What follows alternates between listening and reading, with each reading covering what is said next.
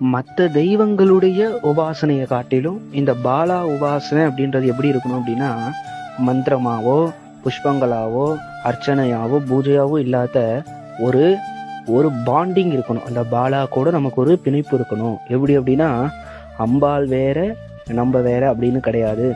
அம்பாள் நம்ம குடும்பத்துல ஒருத்தி, இவ ஒரு குழந்தை அப்படின்ற மாதிரி ஒரு பிணைப்பு இருக்கும்போது அம்பாள் எல்லா விதமான அனுகிரகத்தையும் அந்த பக்தனுக்கு பண்றான். இந்த பாலைய உபாசனை பண்ணா என்ன பலன் கிடைக்கும் அப்படின்னு திருமூலர் சொல்றாரு அப்படின்னா, பார்வை ஒளிரும், பார்வை ஒளிரும், மேனி சிவக்கும், வாக்கு பலிக்கும். அந்த சாதகனுடைய மேனி அப்படியே தேஜஸ் ஓஜஸா இருக்குமா, அவன் சொல்லக்கூடிய வாக்கு ஆனது பலிதமாகும். அப்பேற்பட்ட ஒரு உபாசனை பாலையினுடைய உபாசனை. அப்பேற்பட்ட தெய்வம் குழந்தையா இருந்தாலுமே ராஜராஜேஸ்வரி மாதாவால செய்ய முடியாத காரியத்தை கூட சனப்பொழுதுல செஞ்சிருவா பாலா திரிபுர சுந்தரி.